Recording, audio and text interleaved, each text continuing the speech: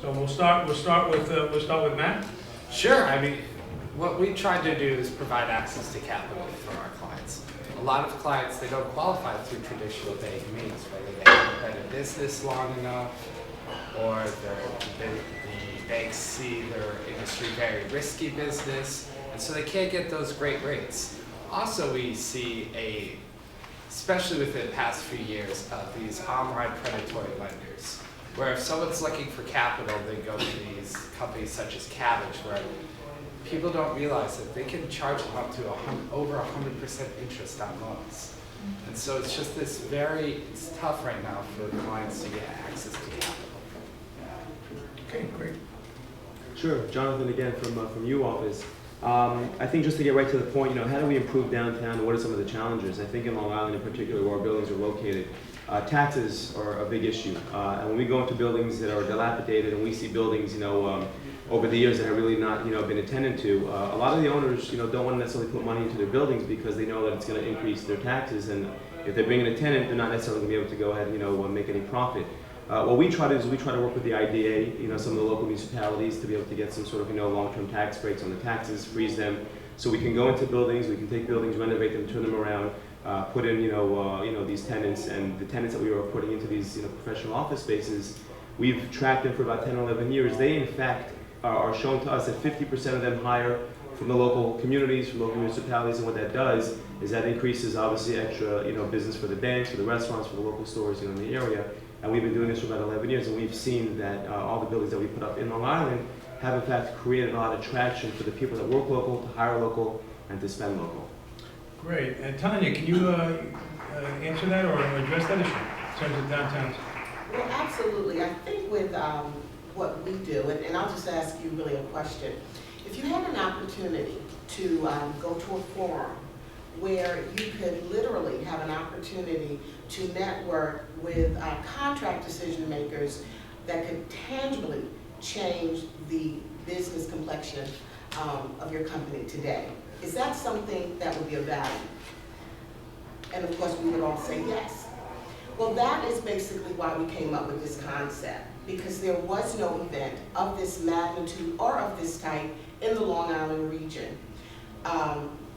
Our event is the second largest conference of this type to Governor Cuomo's, which is in Albany. And basically, we took a very revolutionary approach to what we're doing, because at the end of the day, as business owners, we work hard, we try to focus some attention into marketing and advertising, but sometimes we don't realize the results. So to be able to go to a forum where you literally can talk to some of the largest buying governmental agencies, some of the largest major corporations that really take the time to invest in coming to our region to basically engage with us, to say, listen, we have multi-million-dollar contracts. We're looking to do business with people like you. Now, that truly changes a business, because at the end of the day, with all of the training, with all of the monies we spend to promote ourselves, it's a contract that changes our life. And it's really through the contracts that we grow our business, we can hire more people, and it has a direct relationship to economic development. Great. Walter?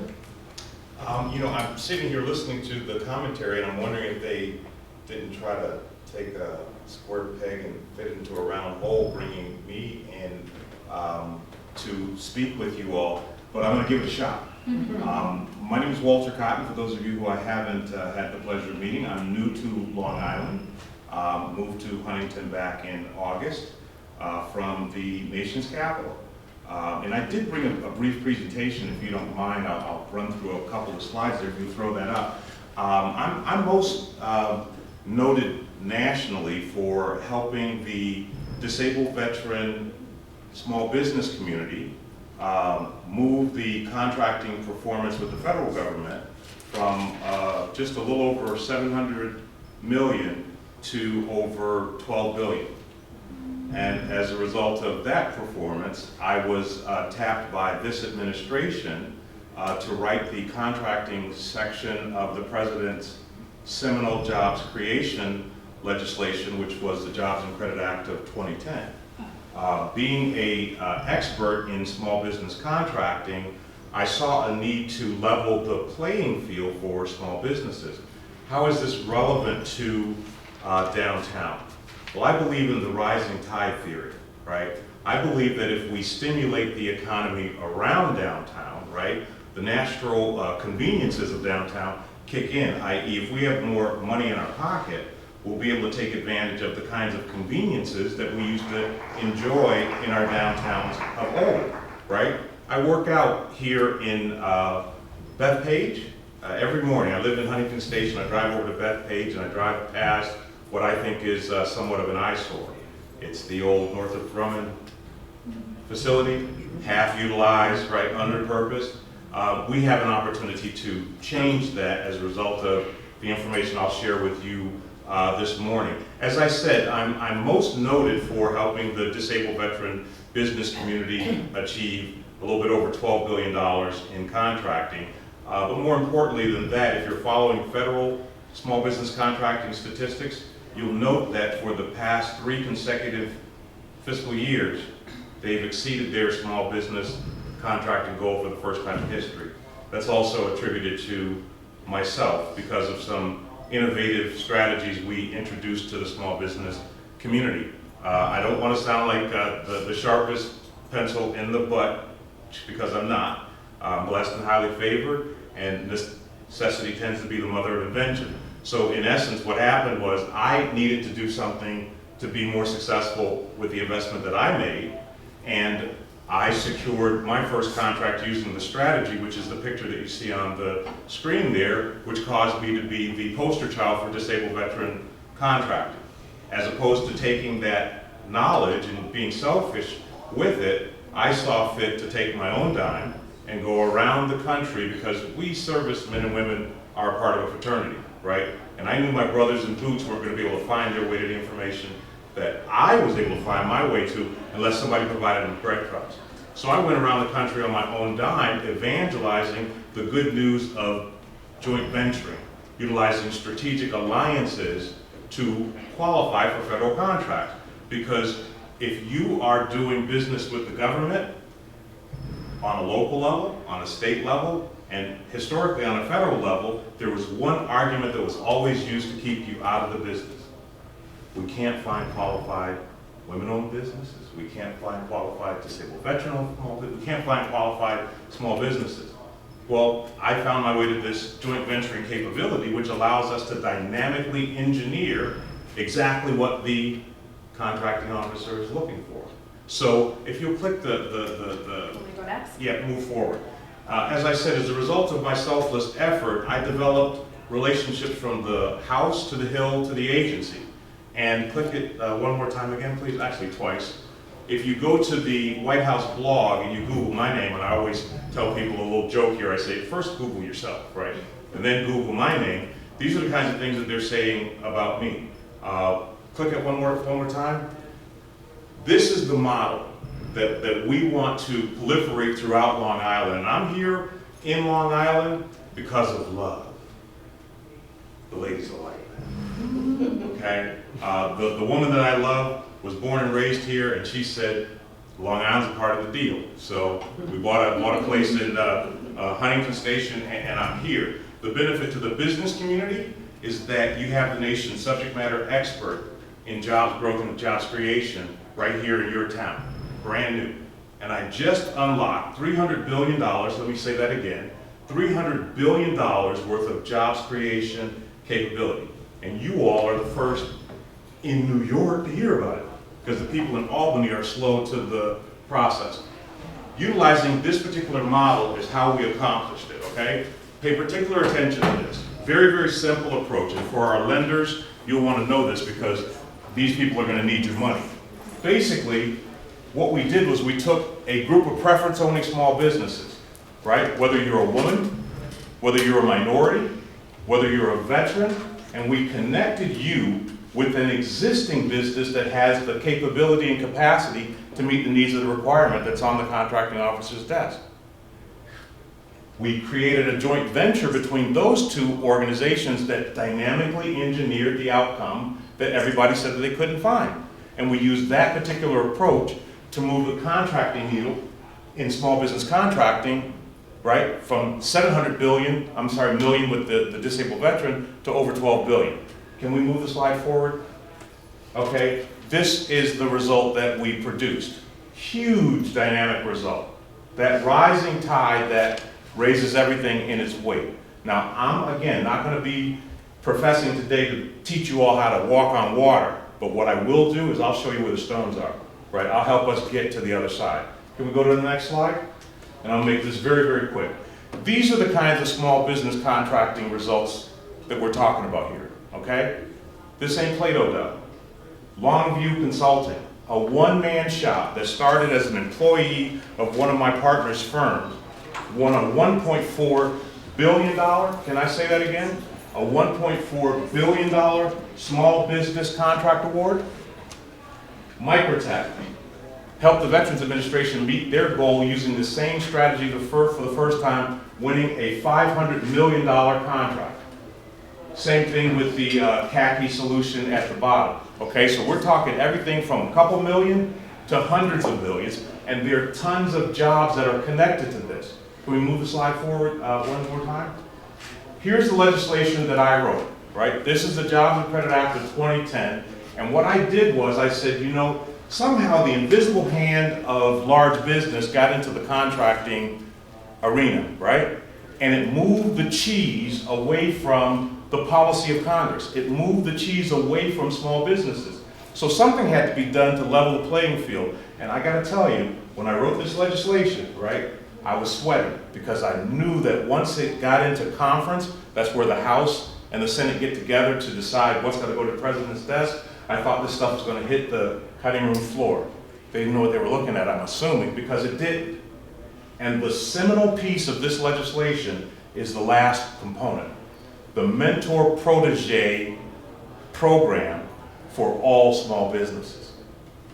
There is no better customer that you can do business with than the federal government, an organization that has inelastic demand.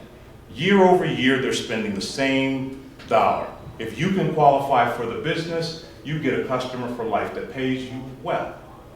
What I've done is created a legislative advantage for us, the small business community, to acquire access to that which those large businesses have stolen away from us, right?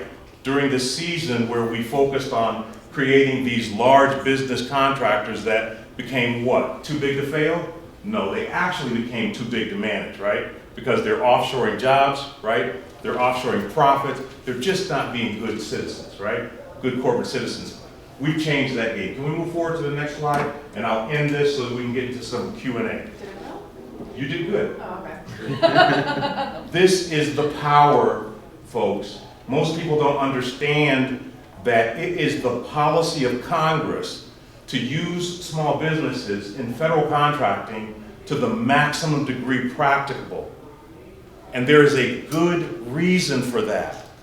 The reason for that is in times of mobilization, we cannot depend on a narrow supply chain, right? We have to have a broad supply chain, right? Well, because things were quiet for a while, we fell asleep at the wheel. And we allowed the Lockheed Martins and Northrop Grummans of the world, right, to eat and feed and get bigger and bigger and bigger. And now we find ourselves in a position of challenge economically. Well, the legislation that I showed you a few moments ago has changed that game. My organization, what we do is we help small businesses, but more importantly, and this is what's beautiful about this, we help the average citizen participate in the federal contracting process. Because if you go back to that joint venturing business model, what you have to understand is that the preference owning business can be brand new. It can be brand new. It could be you, or you, or you. You could be the small business that connects with the other entity to create NewCo that instantly qualifies for a contract that's on the contracting officer's desk. And this is where it gets exciting, folks. This piece of legislation that you're looking at right here, what this says is that everything that's below, this is law. I'm not talking about hyperbole here. Everything that's below the simple acquisition threshold in federal contracting is reserved for small businesses. That means if they're there, they gotta get the contracts. But the beauty of our forefathers and their understanding of the importance of the small business community, they said, let's take everything that is above the simple acquisition threshold and let's prioritize it for small businesses. That basically means that when a contracting officer is deciding to do any contract, they have to first eliminate the fact that you don't exist. If they eliminate the fact that you exist, then they can do business with the large businesses. The strategies, the legislation that I've written empowers you, the citizens of this country, these United States, to recapture your right and go in there and take the business away from the big boys who are holding it. Those are the kinds of things that my organization help communities do, help people do, help states do. Can we go to the last slide, which is going to be what we're talking about creating here. I told you that the reason I found my way to this strategy is because of necessity, right? Necessity tends to be the mother of invention. A friend of mine who was working for Lockheed at the time, when I was trying to get a contract, asked me a question. I thought it was a riddle. He said, Walter, I know what the law says about preference owning small businesses, but how is me doing business with you gonna make money for me? Now, wait a minute, I said, hey, the law says you need to give me, I'm a disabled veteran, you need to give me this. He's like, that's not how it works. So I riddled with that and I said, the best solution is for me to be able to make you more profitable. Not you giving me the subcontract, me making you more profitable. And the only way I could do that is become a bigger small business. These are the kinds of business models that we created for the disabled veteran business community as we rose their contracting to over $12 billion. These are the kinds of business models that we're looking to create for our women-owned businesses, our small disadvantaged businesses, our small businesses that are looking to make an economic impact in the communities that they're in. And here's the way it works very simply. Lockheed Martin, let's use them as an example. I like to beat them up because they're the big boys, right? They own a contract to provide professional services. We're talking high-end, clean jobs, right, to the federal government. What a lot of people don't understand is that the place of performance on those contracts is optional. It's at the contractor's discretion. They don't have to house those people in Falls Church, Virginia, or Arlington, Virginia, or Silver Springs, Maryland. They go where the contractor goes. Remember that slide we saw a minute ago that talked about the prioritization of contracting? Everything that's above the threshold, below the threshold? Imagine this scenario. Lockheed has a $35, $40 million professional services contract. It comes up for recompete. You go to the contracting officer and say, hey, listen, we qualify for that contract. Do you know the contracting officer by law can't compete Lockheed's business with Lockheed? Does anybody smell what I'm cooking? This is the dynamic power of what has just been unleashed into your community. And my ability, through my social business model, is to show you all how to take advantage of these kinds of opportunities in whatever area of business that you're looking to work in. So I'm going to close, right? Because I don't want to steal all the time here. I'm going to close by saying, how do we influence the trajectory of performance in downtown? We fatten the wallets, right, of the people around downtown, right? We utilize disruptive, dynamic, forward-looking strategies, right, to change the game. My undergraduate is in accounting with a concentration in forensic accounting. I believe that when you sign up to play a game, you play by the rules that are there when you sign up. But occasionally, right, there's a change in the theater, right?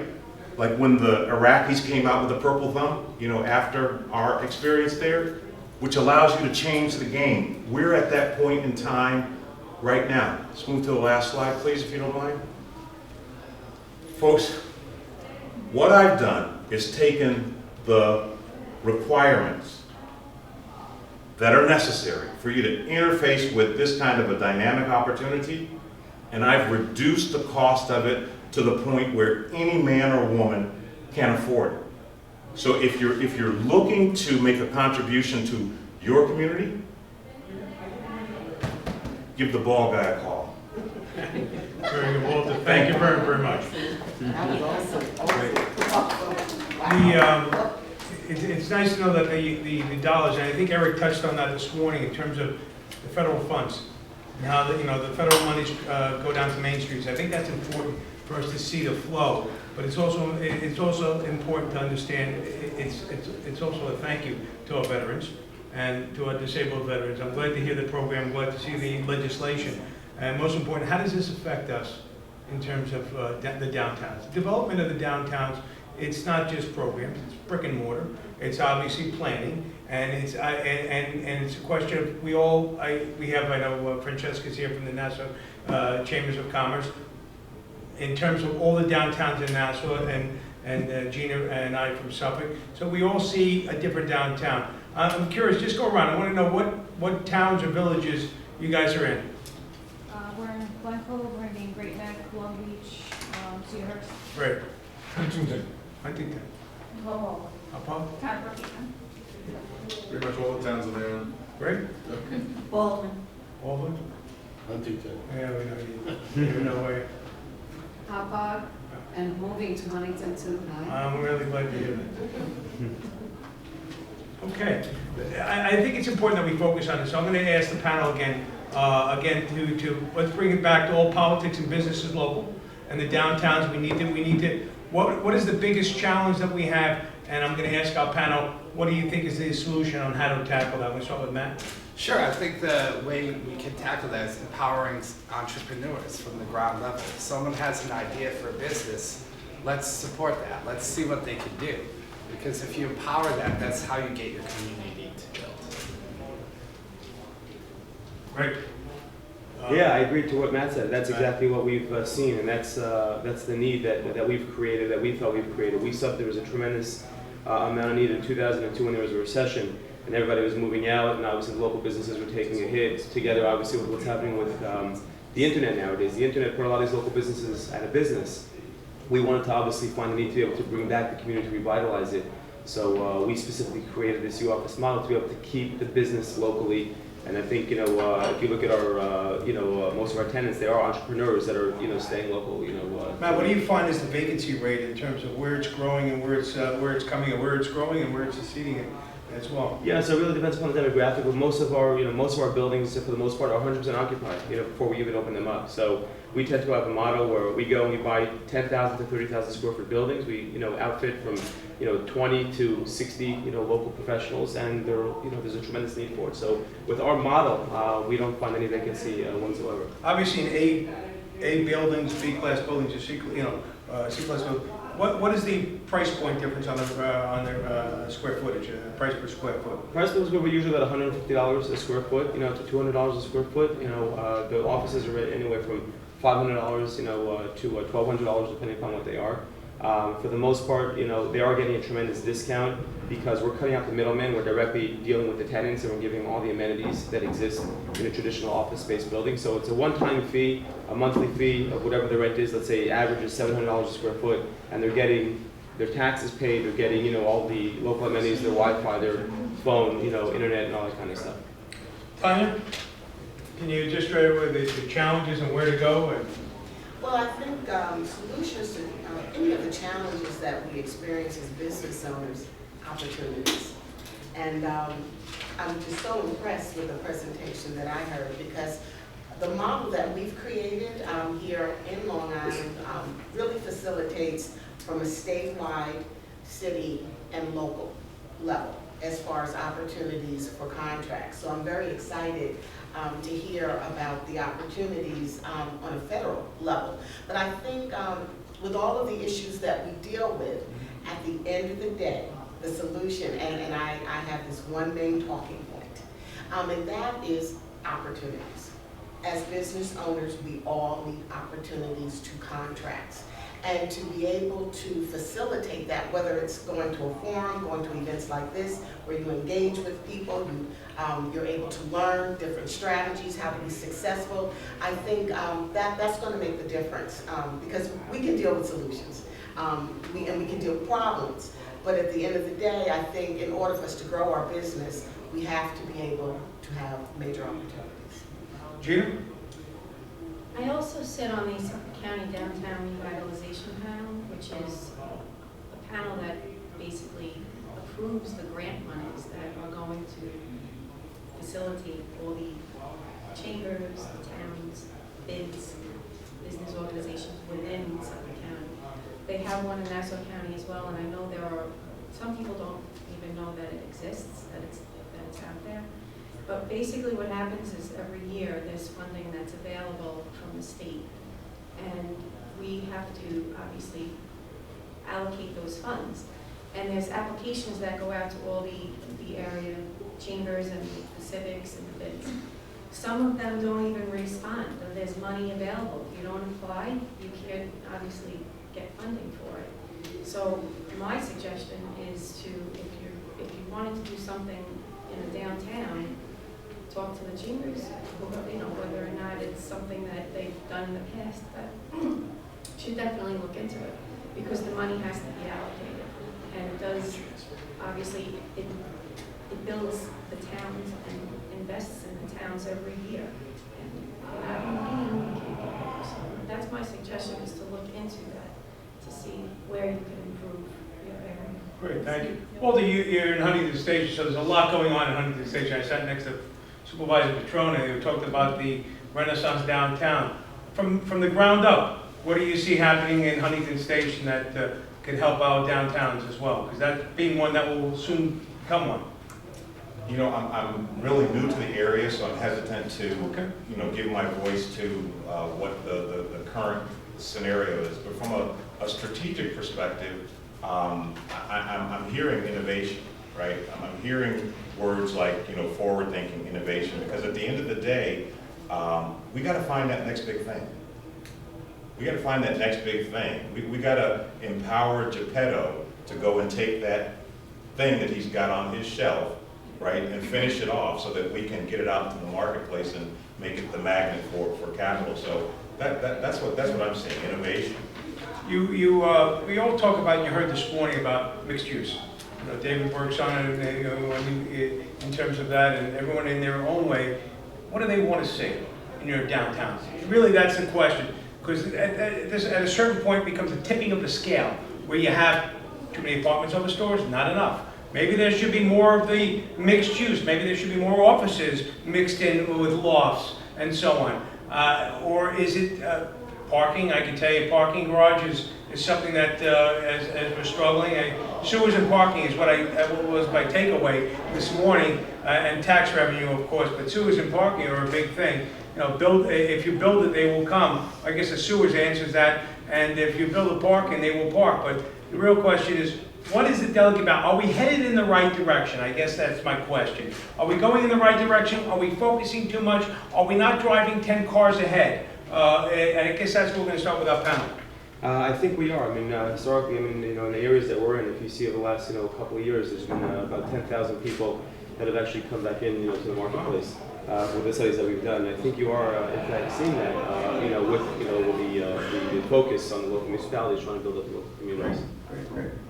Yeah, I think so as well. And I think what drives communities, especially in the downtown area, is those small restaurants, the small bodegas, the coffee shops, the boutique stores.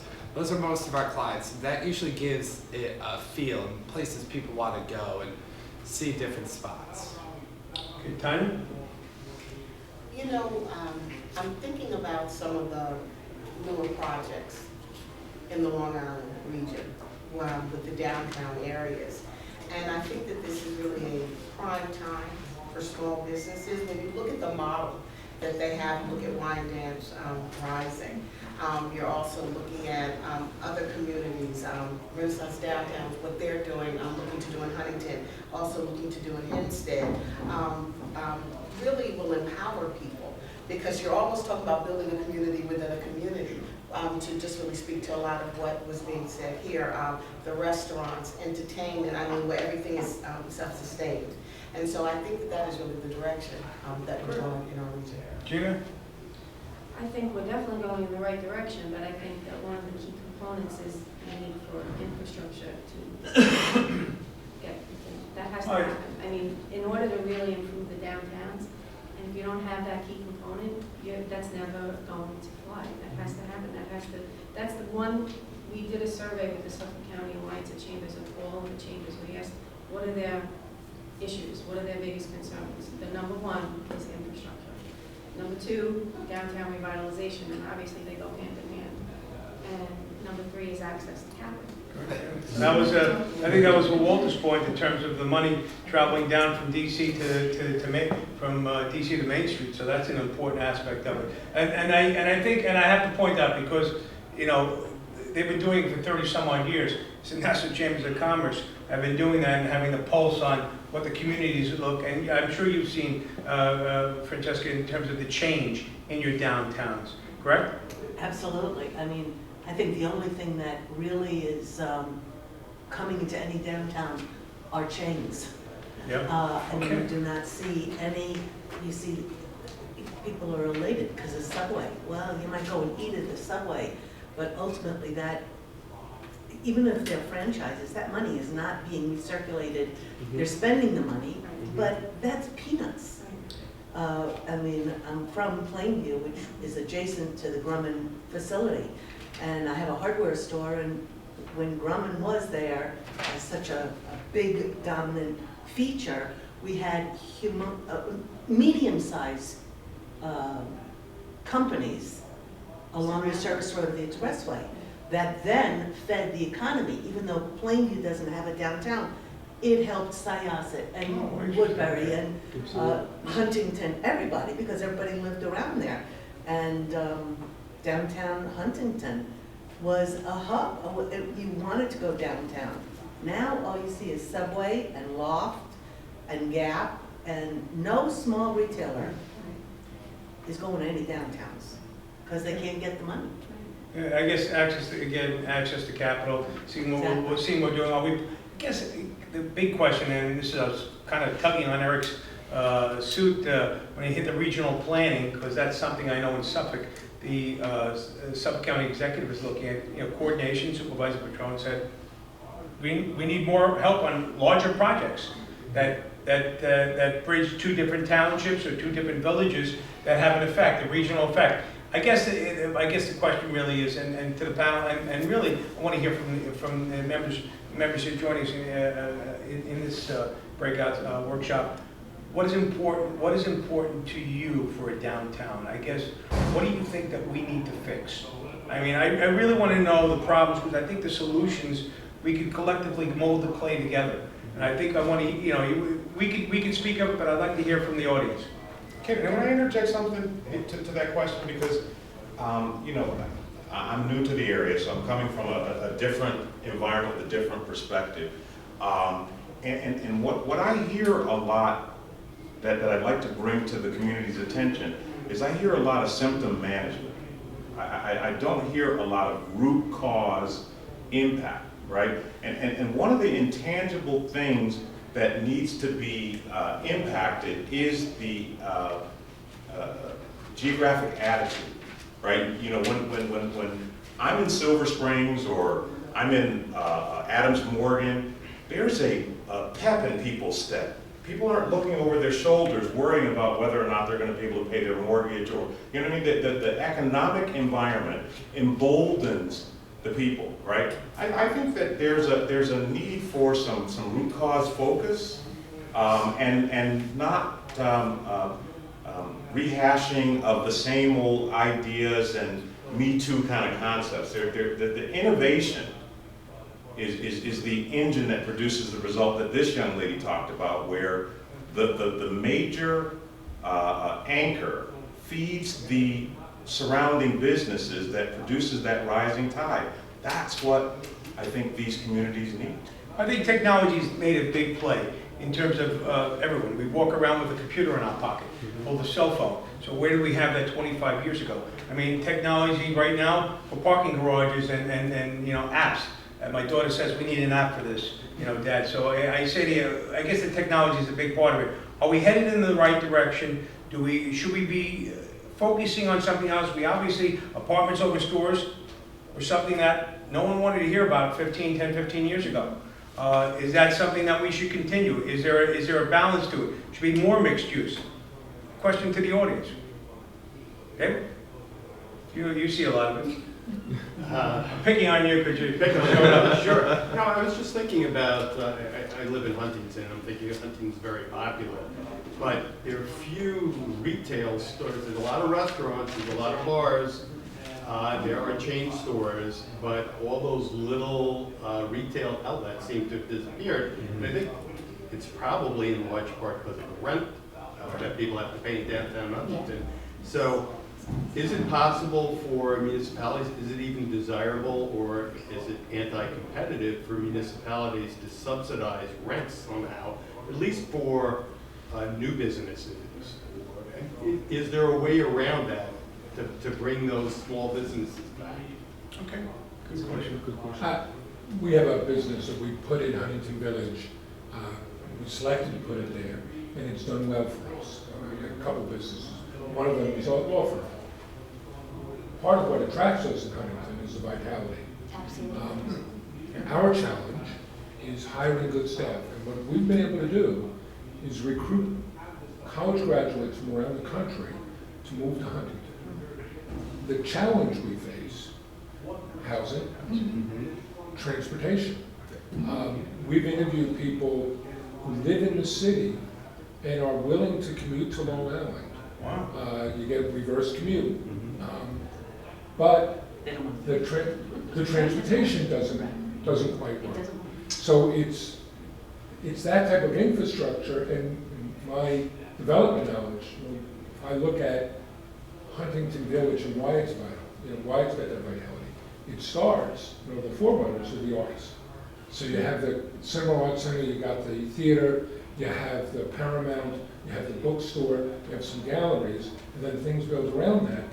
I think we might be chasing our tail if we want to go back to a day and age when there were a myriad of retail shops. Because you don't get your stuff from those shops. You get them either from big box stores or you go online. And we're not going to undo that. We will get niche places, and in Huntington, my God, there are 2 olive oil stores. Yes, but how long have they been in business? They haven't been that long, but you know what? Small businesses always have the highest failure rate. And I'm always watching in Huntington Village, when a store closes or a restaurant closes, I kind of hold my breath because that's natural to get that churning. And what you have to watch out for is the tipping. If a whole bunch start closing and don't start reopening. Right. Good point. Thank you. Okay, I'm coming from a different perspective. I'm with the Civic Association, which is trying to revitalize our downtown. Where, can you tell us where? Baldwin. Okay, thank you. Baldwin Sorry. Civic Association. Thank you. We're Southwest Nassau County. We have a lot of positives. We're kind of lost in the sauce because we're in between 2 villages, et cetera. And I'm going to probably be kind of naive because I don't have the business perspective, but you asked about doing the, rentals above stores. And I think as a business model, to my common sense, is that by putting rentals above stores, you're giving a property owner a chance to have a constant income coming in, even if his store on the bottom should go out and he needs to re-rent it. And you will at least have some income coming in on it rather than this empty store that you've got to fill with the highest income. So you could take a chance and say, maybe I can be nicer to a local person, give them a little bit of a break on this rent, because I know I'm going to also have some income to help offset my costs, instead of always worrying about the cost. I may be naive. No, I don't think you're naive. I think that's been the trend. I think that's been the trend on a lot of these downtowns. I mean, walkable communities. Who ever heard of that when Ron Stein started Vision Huntington 15, 17 years ago? I have to tell you something. Smart growth was just a word, and it did not get the reception that you thought it would. He was Vision Huntington back then, and unfortunately, it didn't gravitate. So I had to I had to deliver the Kool-Aid, so to speak, to Eric Alexander. I said, you're better than Huntington, you should be Long Island, because there was a lot of paralysis in the town, because they weren't accepting what Huntington was doing in terms of the smart growth. So we grew out of that. It's interesting, I've made this suggestion, and maybe, I've said it to Eric and to many, many people, but the one group that I never see in the room are the landlords. Well, you do. You do. Okay. You got a lot of landlords right here. But you're a relative, I mean, I don't know how long 11 years. 11, yeah, you're. But it's millions of square feet is what I would say. It's not the years with the miles. I think Not you young, get a but lot I of square mean, foot. yeah, but I'm saying the landlords, like you take Baldwin, and all of those, or a majority of those buildings that are in downtown Baldwin are owned by different landlords who And they own. outsiders. Yeah, they're And mostly outsiders. outside of the town. And also in Huntington, if you just go down Main Street, I mean, if you look at it, it all looks like one mass, but it's not. Those are old buildings that have been there forever. Correct. Farmingdale, they're putting those apartments in Farmingdale because they're new. But they can't get the people who own the corner Greek restaurant or whatever, because it's hard to even find out who owns these places. So, but what I'm saying is, I really feel that if you could get landlords, especially in the downtowns, just get some of them to come and to hear what they're saying. Maybe that's something that we could focus on with the Chambers of Commerce, because quite frankly, connecting the chambers, the business with the landlords, obviously, if there are no tenants, there's no landlords that are filling that. But I just want to dovetail to one other thing. Coming back, what was your first name? Mark. Bart. Well, Bart mentioned something very interesting in terms of a reverse commute. We had this conversation with Schumer, and we had it with the governor's staff in terms of we coming up with a reverse commute tax credit for every business in Long Island that pulls from New York City. Let's make it easier. Give them a credit. It's almost like a voucher for them to bring that person that's living in Manhattan, Brooklyn, whatever the boroughs, coming out, give them a tax credit, because it's the intellectual, it's the intellectual property, meaning the individual themselves, that you're pulling from. So maybe that's something that we could start looking at as well. Well, you mentioned the apartments over Stores. retail stores. For the first time since World War II, we have an out-migration from suburbs and cities growing, not just in Long Island, and people moving to the cities. Why are people moving to the cities? Because that's what fun is. That's what vitality is. So there is a debate, and I think it's a moot point of, do we put apartments over retail stores? You see people handing out flyers of, oh, let's not turn Huntington or Queens. whatever. If I was the Queensboro president, I'd be really pissed off. That debate, you also have to think about, though, the fact that because you don't have those apartments available and you have young people who need to rent, where are they going to Well, rent? that's my point. You gotta have that. So you have that. The other thing, as far as the reverse commuting, one of the things that is needed, we happen to be on the Babylon branch. You know, a long time ago, not a long time ago, a couple of years ago, there was something I attended, and it was focused on, they were focused on that third track through Hicksville.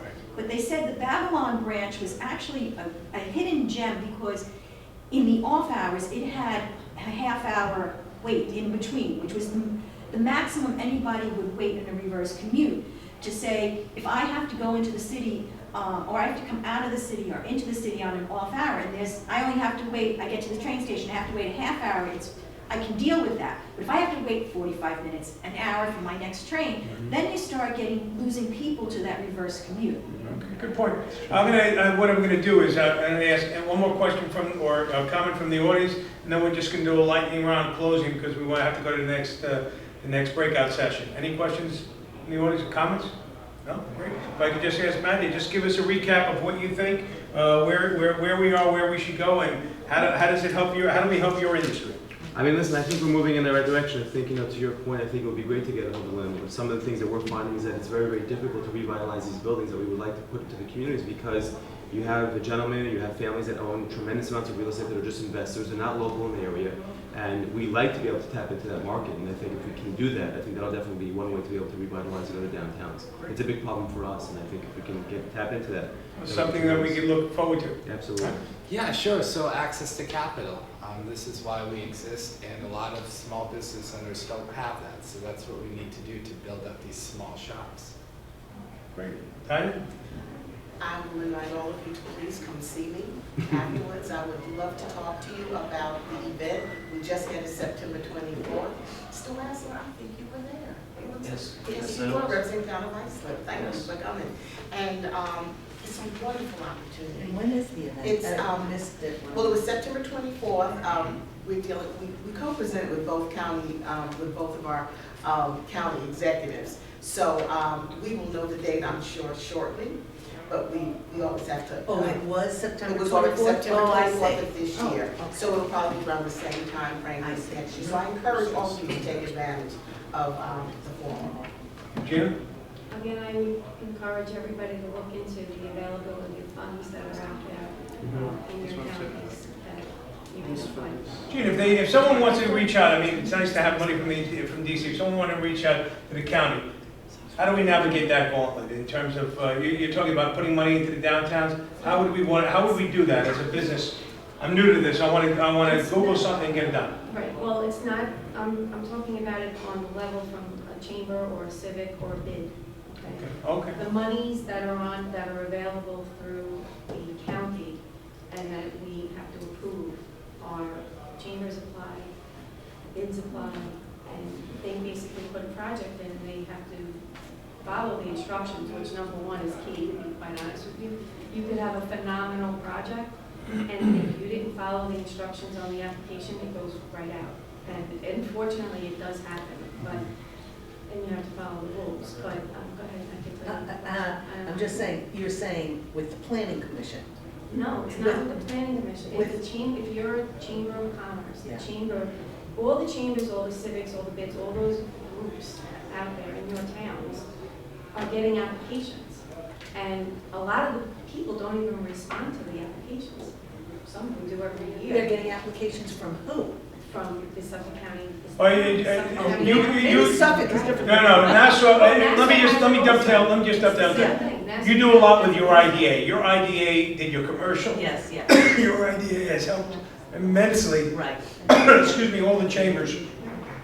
So for Nassau County residents or people looking in Nassau County, your IDA, I implore everyone, if you're looking to do anything in Nassau, the Nassau Chambers of Commerce, they're the acting foot in the door for that. Walter? Again? Welcome. Thank you. Thank you. Any other questions?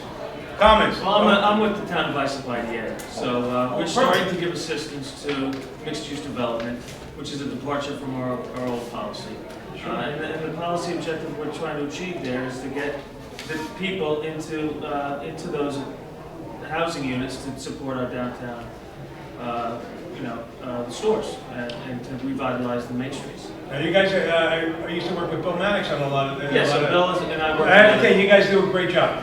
I have to say, your idea is excellent. We've had many a conversation, and leadership does start from the top, and as well as work its way from the bottom up. So, can continue doing that.